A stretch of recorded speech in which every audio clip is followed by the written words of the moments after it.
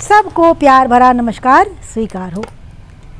आज मैं आप लोग को अनिल शर्मा का एक आर्टिकल सुनाने आ रही हूँ। अनिल शर्मा के हमारे पास पहले भी बहुत से आर्टिकल आए, बड़ा अच्छा लिखते हैं ये।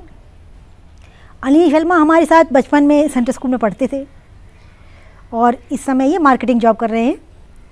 बहुत ही अच्छे इंसान हैं, बहुत ही हंसमुख मिलनसार, दूसरों की मदद करना इनका स्वभाव है, बहुत ही कोऑपरेटिव नेचर है ये।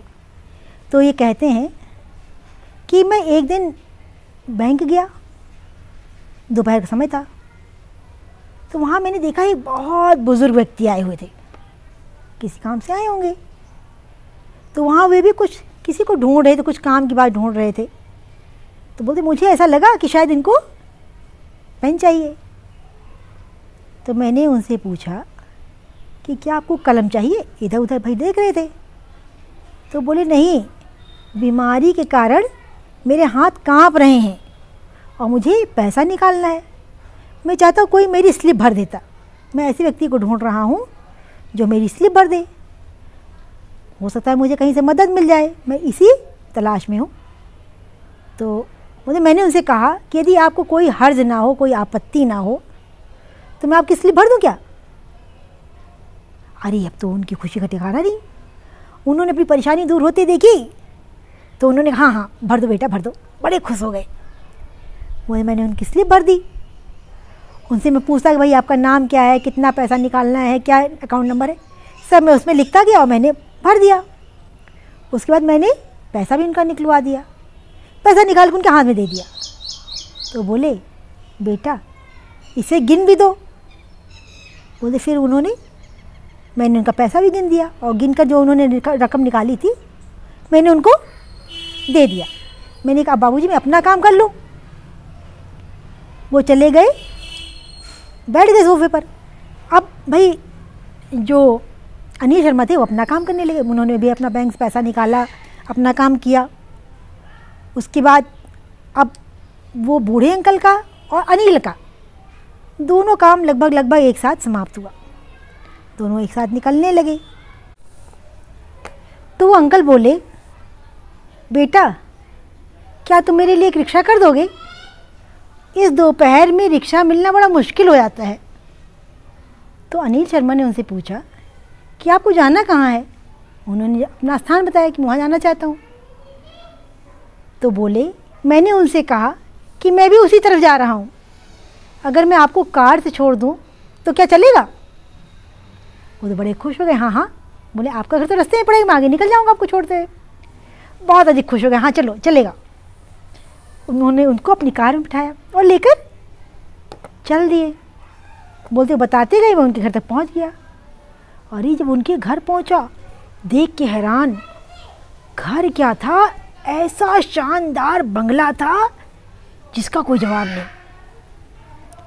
कहते 100/60/100 बहुत बड़ी जगह में बहुत आली शानदार घर बना हुआ था उनका।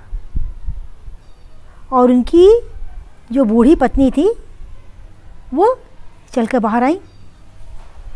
तो जैसे उन्होंने देखा अरे ये कार से आए और एक अपरिचित उनको छोड़ने आया, वो एकदम डर गई। लेकिन जो अंकल थे बूढ़ी वाले, उन्होंने अपनी पत्नी के चेहरे के भावों को पढ़ लिया। साथ रहते रहते हम लोग एक दूसरे को बहुत अच्छी तरह जानने लग जाते हैं। तो बोले अरे डरो नहीं, ये मुझको छोड़ने आए हैं, बहुत भला इंसान है, बैंक में मिला था। पूछा क्या अंकल मैं आपकी स्लिप भर दूं? इसने मेरी स्लिप भरी, पैसा निकाला, पैसा गिना भी और मुझे कार से छोड़ने भी आया। अब उनकी पत्नी फिर निश्चिंत हो बोली बेटा बैठो, ऐसे नहीं जाना, बैठ जाओ। तो ये उनके घर में बैठ गई। बड़ा शानदार सोफ़ा पड़ा हुआ था। वो धीरे धीरे अपना किचन में गई और थोड़ी देर बाद एक ट्रे में 3 ग्लास लेकर आई। बोली बेटा गर्मी बहुत है, पी लो। बोलते मैंने एक घूंट पिया, क्या बताऊं आनंद आ गया, बड़ा लाजवाब। मैंने कहा माँ जी बस बता दो ये क्या है? बहुत स्वादिष्ट है, बहुत अच्छा है।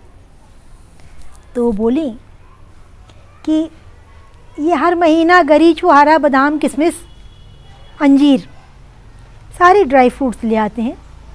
मैं रात को थोड़ा थोड़ा सभी मेवा भिगो देती हूँ और सुबह मिक्सी में डाल देती हूँ और दूध उसमें डाला, हल्की चीनी डाली, चला देती हूँ और हम दोनों एक एक गिलास ले लेते हैं। वही मैं 3 गिलास बना के ले आई। तो बेटा पी लो, भूख भी नहीं लगेगी, प्यास भी नहीं लगेगी और ये एनर्जी भी देगा। बोलते बता नहीं सकता हूँ कुसुम, वो आनंद आया पी करके जिसका कोई जवाब नहीं। एकदम गाढ़ा गाढ़ा दूध, वो भी पूरा ड्राई फ्रूट से भरा हुआ। आत्मा तृप्त हो गई। फिर मैंने उनसे पूछा कि इस घर में और कोई नज़र नहीं आ रहा? तो अंकल बोले कि इस भगवान के घर में हम दोनों पति पत्नी ही सिर्फ रहते हैं, हमारे बच्चे विदेश में रहते हैं। तो बोलते मैंने सुना भगवान का घर। कहा अंकल ये मैं समझा नहीं, ये भगवान का घर आपने क्यों कहा? तो वो हंसे और बोले कि ये हमारे यहाँ की परंपरा है, हम अपने घर को भगवान का ही घर कहते हैं। हमारे घर में भगवान का घर कहने के पीछे बहुत पुरानी परंपरा है और इसके पीछे ये भावना है कि ये घर हमारा नहीं है, ये सब कुछ भगवान का है, उस परमात्मा। ये घर भगवान का है और हम भगवान के घर में रहते हैं। लोग कहते हैं कि घर हमारा है और हमारे घर में भगवान रहते हैं। कहते मैंने विचार किया दोनों कथनों में, दोनों बातों में कितना अंतर है। उसके बाद वो बोलने लगे भगवान का घर बोला तो हमसे कोई नकारात्मक कार्य नहीं होगा, हमसे कोई गलत काम नहीं होगा, हमेशा सद्विचारों से ओतप्रोत हम रहेंगे। फिर बाद में मजाक में बोले कि लोग तो मरने के बाद भगवान के घर जाते हैं, परंतु हम तो जीते जी भगवान के घर का आनंद ले रहे हैं। यह वाक्य अर्थात कि जैसे भगवान ने दिया है वो कोई प्रसाद है, कि मतलब ये घर हमारा नहीं, तो एक तरह से क्या है, भगवान का प्रसाद है। उन बुजुर्ग के घर को छोड़ने की बुद्धि शायद भगवान ने ही मुझे दी होगी। कहते मेरे मन में ये बात आई कि इस बुजुर्ग को मैं जाऊँ, इन अंकल को जाऊँ, मैं इनके घर तक छोड़ाऊँ, शायद उस परमात्मा ने ही मुझे बुद्धि दी कि वो मुझे सही रास्ता दिखा सके। कहते ये वाक्य जो था, ये उनकी जो बात थी मेरे दिमाग में बहुत देर तक घूमती रही। सही में कितने अलग विचार थे ये। कहते जैसा विचार वैसा आचार, इसीलिए वो उत्तम होगा कि इसमें कोई शंका ही नहीं कि जैसा हमारे मन में विचार होगा वैसा ही हमारा आचरण होगा और जैसा हमारा आचरण होगा वैसा घर का माहौल बनेगा। अगर हम मन में हमेशा अच्छा सोचते हैं, हमारे मन में अच्छे विचार आते हैं, तो हमारा स्वभाव भी अच्छा होगा और जब हमारा स्वभाव अच्छा होगा हम सबके प्यारे रहेंगे, सब हमसे प्यार करेंगे, हम सबसे प्यार करेंगे। तो कहते हैं इसलिए ये उत्तम होगा, इसमें कोई शंका ही नहीं है। तो ये इनका जो आर्टिकल था भगवान का घर, ये आप लोग को कैसा लगा? अच्छा आप लोग भी हमें बताना कि आपके घर में भगवान रहते हैं कि आप भगवान के घर में रहते हैं। बस इसी प्रश्न के उत्तर के साथ मैं अपनी वाणी को विराम देती हूँ। सबको टाटा बाय बाय।